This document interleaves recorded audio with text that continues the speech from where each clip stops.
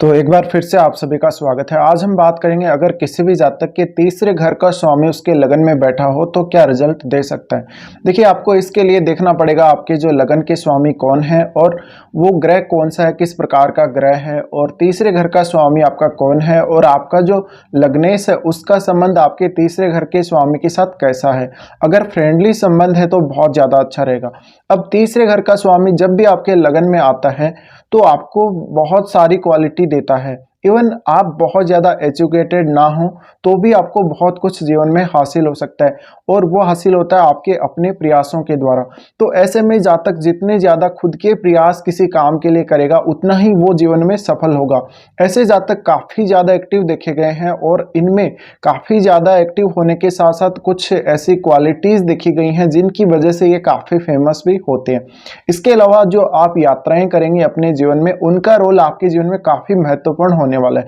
छोटी यात्राएं हो भले ही बड़ी यात्राएं हो, लंबी यात्राएं हो,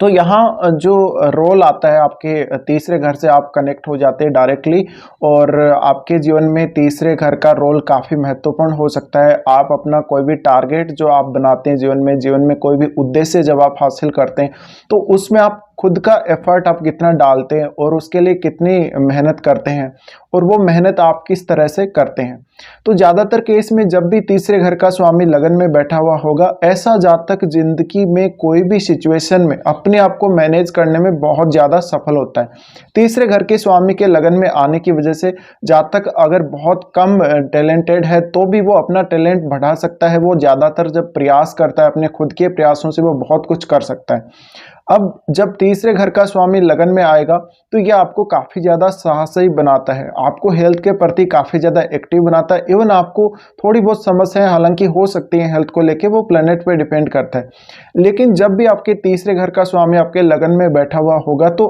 ऐसे में आप जो कुछ करेंगे, आप जो कुछ सोचेंगे, उसका रोल बहुत ही महत्वपूर्ण हो जाता है आपके लिए। तो ऐसे जातकों को चाहिए कि वो खुद के ऊपर ज़्यादा फोकस करें और वो खुद किस प्रकार से सोचते हैं, खुद किस प्रकार से वो काम करते हैं, इस पर उनको फोकस हमेशा ही करना चाहिए। इसके साथ ही तीसरे घर के स्वामी के लगन में आने से जातक बहुत ज़्यादा घूमने फिरने का शौकीन हो सकता है। जातक में काफ़ी सारे ऐसे गुण हो सकते हैं, जैसे वो कोई कम्युनिकेटर हो सकता है बहुत अच्छा, या वो कोई और इस प्रकार के काम करने वाला भी हो सकता है। तो जातक के पास इतना टैलेंट होता है कि वो कोई भी अगर जीवन में बाधा आ रही है, किसी भी प्रकार की कोई बड़ी समस्या आ रही है, उसको वो खुद के प्रयासों से अच्छी तरह से हैंडल कर लेता है।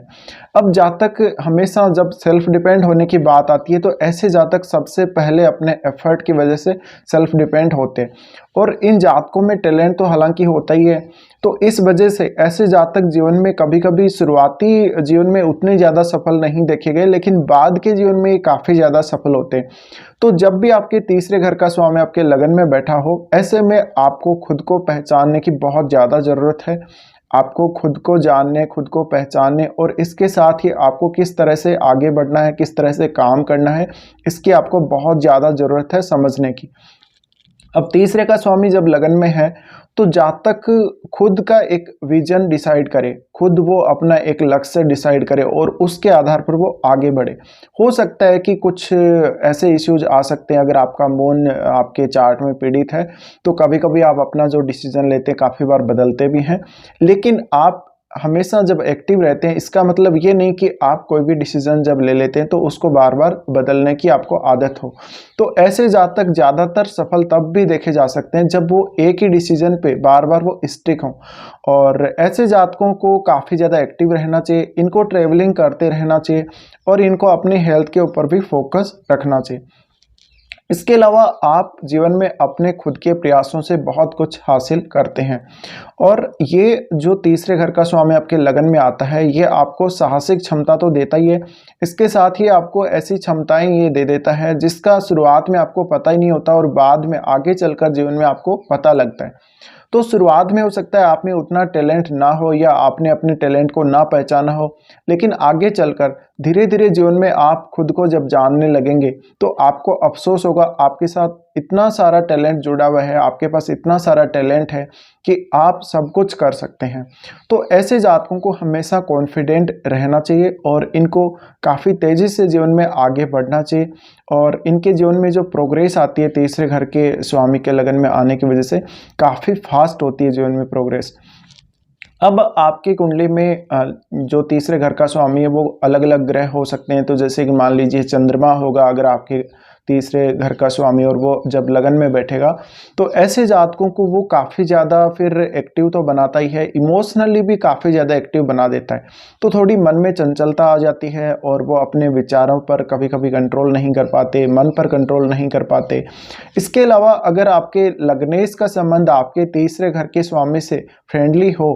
तो फिर आपके जीवन में तीसरे घर और तीसरे घर के स्वामी के प्रभाव सबसे ज़्यादा देखे जाएंगे। तो फिर आपका अगर मान लीजिए लग्नेश बहुत ही ज़्यादा मजबूत स्थिति में नहीं है कुंडली में, तो भी अगर आप अपने तीसरे घर के स्वामी के उनके लगन में आने की वजह से उनको अगर स्ट्रॉन्ग करने की कोशिश करते हैं और इनको अगर आप स्ट्रॉन्ग कर लेते हैं तो भी आपको जीवन में बहुत कुछ हासिल हो सकता है।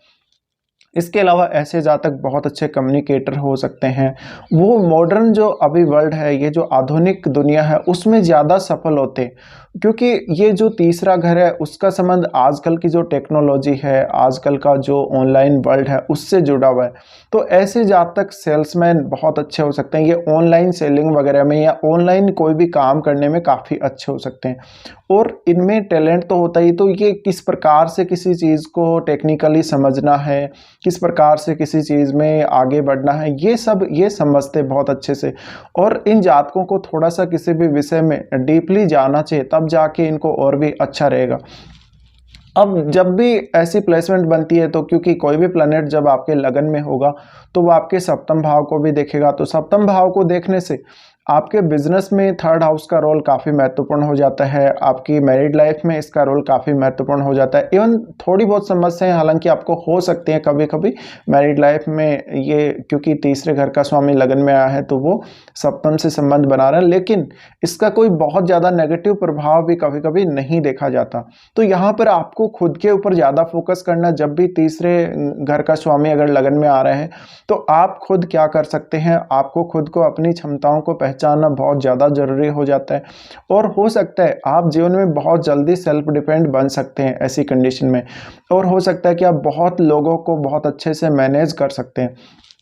ऐसे जातक जब कोई भी बिजनेस करते हैं तो बिजनेस में जब वो अपनी एक बड़ी टीम रखते हैं, उन सब कामों को वो काफ़ी अच्छे से मैनेज करके चलते हैं। तो आप काफ़ी प्रोग्रेसिव व्यूज वाले होने चाहिए, और आपका जो माइंड है हमेशा आपको पॉजिटिव रखना है, माइंडसेट आपका क्लियर रखना है आपको, तब जाके आपको और भी अच्छी सफलता मिल सकती है ऐसी कंडीशन में।